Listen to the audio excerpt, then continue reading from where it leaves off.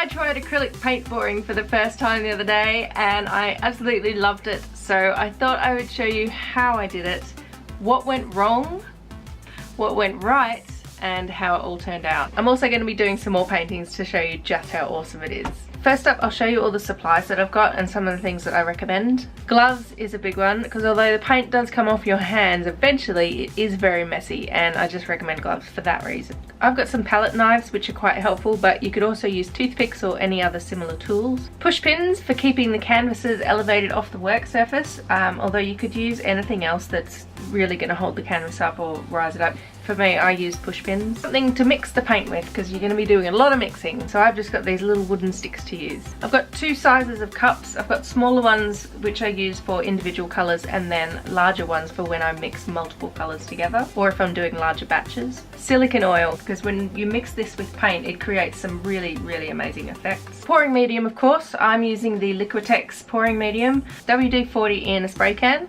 I use this just on the inside of the cups so that when you're adding multiple colours to the cup and then you flip the cup upside down onto the canvas, then the paint releases from the cup much easier. Acrylic paint, of course, I'm using Liquitex Basics, as you can see on my rack behind me, and there is a video in the description where you can see how I built that. But I've also got a load of these little deco art paints which include metallics, pearls and glitter dust. You'll also need canvases or any other flat surface that you can pour the paint onto. I've got various sizes and shapes that I'll be using, and I've painted some of them black. And there's also some other helpful things that you'll need for cleaning up, like rags, paper towel, a bucket of water, and something to cover your desk if you need it. I'm using a non-stick baking paper, which I prefer, but you could also use foil, plastic, or something else absorbent. Now, as I said, I tried this the other day, so we're going to go back to that now, and I'm going to show you how it all went and how it all turned out, and some of the things I learned from that. And then we'll come back here and we'll create some more. Flashback.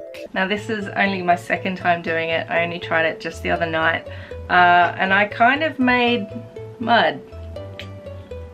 Although it does kind of look like a galaxy, maybe. Now that one was a dirty pour. This one was not. It was just pouring the colors straight onto here.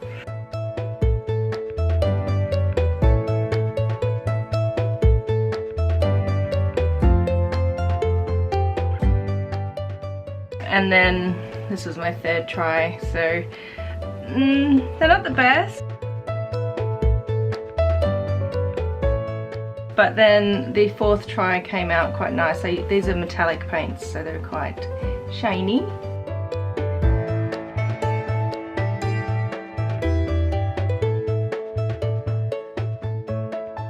As you can see on some of the edges, you can see it's quite thin, and it's actually most apparent on this one where you can actually see the canvas underneath. So I'm thinking maybe that the mix didn't have enough paint in it or wasn't thick enough or something. Now I did ask Liquitex if these would be okay, because I know that it's recommended that you use a soft body acrylic paint, but have you seen the cost of a soft body acrylic paint? So that's why I'm using the basics. Now Liquitex did say if you mix a small amount of the pouring medium with the paint at first and then add more pouring medium, then it should work okay. And that's what I did the other day. I'm just not sure, maybe I got the mix wrong, I don't know. So I'm gonna give it another go and hopefully I can come up with something better. And I had previously obviously spray painted soot sprites on these, but they didn't look very good. So I've sanded them down and hopefully the surface is smooth enough to be good for an acrylic pour. And also what I've done is I put push pins on the backs of the canvases. A little side note on that, if you hammer push pins in, they explode quite dramatically. So you've got to be careful when you're actually hammering them because they are plastic. And this is what the back of a canvas looks like, by the way. This one's still got the push pins in it. I haven't pulled them out. And it was sitting in piles of paint, which is kind of flexible, which is really satisfying to peel. And let's get started.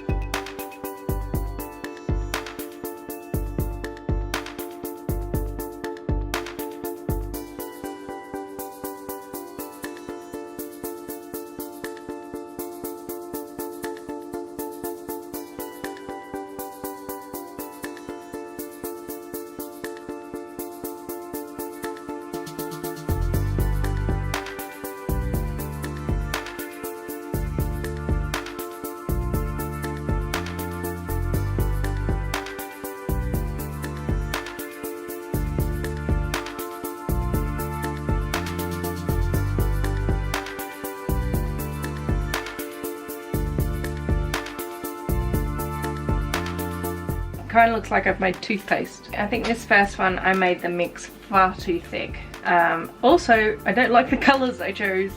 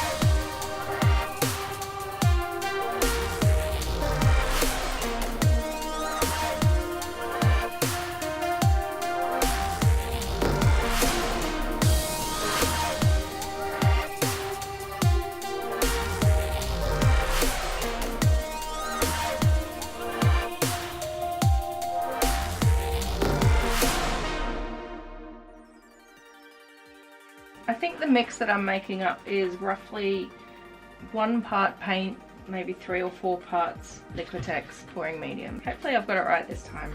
It's just all trial and error, so I'm just sort of seeing what happens, and I guess the more I do it, the more I'll learn, and just see how I go.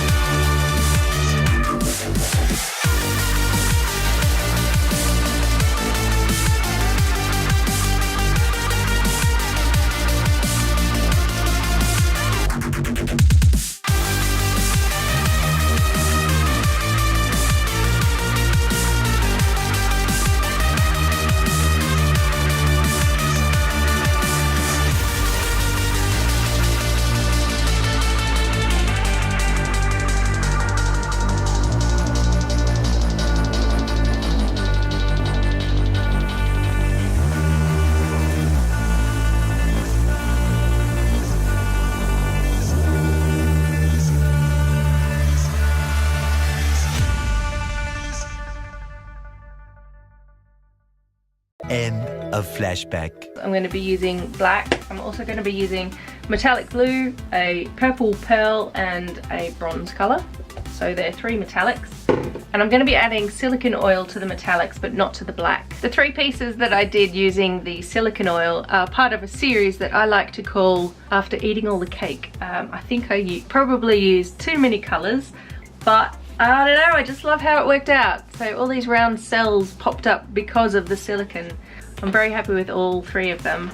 They're not quite perfect. Some of them have got air bubbles in, and I think the consistency of the pour was a little bit too thick. This one in particular, it looks great from a distance. I love how it looks, but if you catch the light on this top bit, you can see that where I scraped the white paint down, it's actually a little bit thin. You can see the canvas through it, and it makes the whole piece look really lumpy. So I'm hoping to avoid that this time by making the paint a little bit thinner. I'm starting my first painting tonight on a black canvas, and I'm going to be using black paint with that, and hopefully the other colours will shine through that black paint and look amazing. So I'm really happy with these ones, and I can't wait to do the next thing.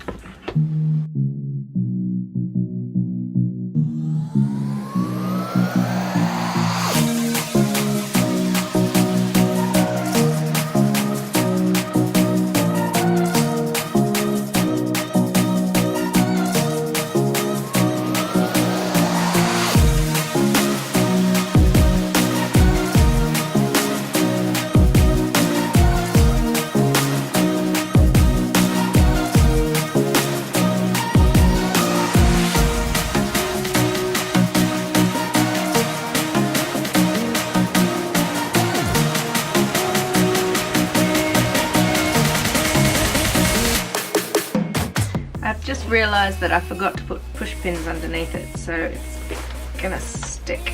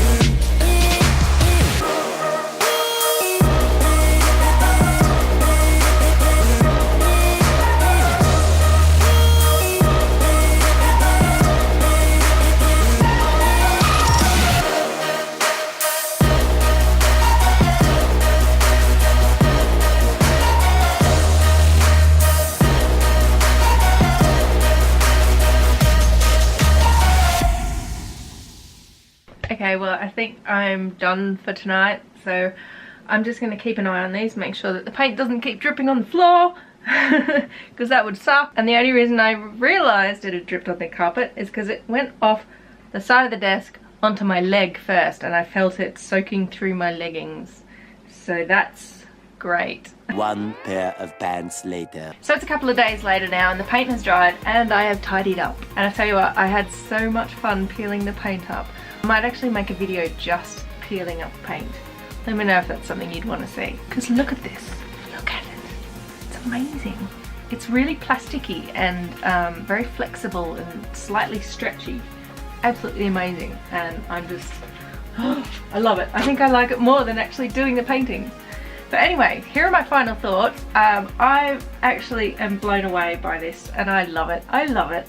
I'm really pleased with how they turned out. I think this red one might be one of my favorites. I kind of think it looks like a phoenix, like rising from the ashes, although these two dots are pretty strange, but I love it. I love it. Also, the other red one is one of my favorites, and when I was peeling it off, these bits were stuck to it, so I've just left them on there. And because the paint is actually really quite flexible, they stay on. They're not brittle and they're not going to fall off. But I just love how this has turned out. And that pink paint that I use, it's not actually pink, it's actually a red glitter dust. It's called Sizzling Red Glamour Dust, and it dries to be this gorgeous glittery red, and I think it worked really well, especially with the gold paint as well. So very happy with the red ones. This beautiful round blue one is also one of my favorites, and it kind of reminds me of some sort of ocean planet, and I really want to do a whole series of planets. I have got a whole load of these round canvases on order, so I'm really looking forward to doing more of those. And my puking up cake ones, I love them just because they're so mad with colour. They are just amazing. I think the square one, I think I like this square one better because the purple and the blues and the oranges together just looks so cool. And I think that's why I did purple, blue and orange in this painting here, because of those colours from that one. I don't like this one as much, but I do like the patterns on it. I also did some smaller canvases which I haven't shown. They didn't turn out all that well, and I may go over the top of them. I just wanted to sort of fill them using leftover paint as it dripped off. So my top tips for acrylic pouring, if you've never done it before, I would say make sure that you get the mix right, like the ratio between the paint and the pouring medium. And it's also important to get the consistency of all the paints together that you're using. Otherwise you get inconsistencies in the final result. Like with some of mine, I can see there's indentations where the paint is a lot thinner in that area. And another thing with canvases, you need to be careful about the weight of the paint because it can push down the canvas. Particularly for these round ones, I've got a ring where the wood ends and it's just canvas, and I think the weight of the paint has made a little indentation around the edge. But I am planning on covering these with a gloss, maybe like a thick gloss or even a resin. I'm not sure, I haven't looked into it, so I'm hoping that the inconsistent finish won't be as apparent. Another tip is to make sure that you've got enough paint to actually cover the whole canvas, because I know that on some of them I don't think I had enough paint, and it made it a lot harder to cover the canvas, so I was working them a lot more and probably not getting the best result that I could have. And lastly, which is probably should be the first tip, is to just be prepared, cover everything and have everything ready, because as you're pouring and when you're in the middle of it, you're gonna be messy. Your gloves are don't forget gloves. That's a good tip. But when you're in the middle of it, you're gonna have messy gloves and you're not gonna be able to move too much. Also make sure that the surface is level, because I realized that my desk obviously tilts down towards me, which resulted in a drip going on the floor. It can also ruin your painting. If you've got it drying at an angle, you're gonna have it build up on one side and be thin on the other. So it's always good to just make sure that you're prepared so that you can just get the best result. I'm going to be doing lots more of these, so make sure you subscribe so you can see when those videos come out. Also, I got this in the post the other day, which is by, it says ACRYLIC, but it's ACRYLIC. I hope I'm saying that right. This is another medium you can use for paint pouring, and I've heard good things about it, so I really want to give it a go. Oh, I almost forgot to mention, I think I might sell some of these, so if I do, they'll be in my Etsy shop and the link is in the description. And thank you so much for sticking with me right to the end, because I know this is a long video, but I wanted to include all of these. So thanks again, and I will see you in my next video. I think this one might be my favourite, where it's just bleeding off the wall. Oh my god. Phthalocyanine,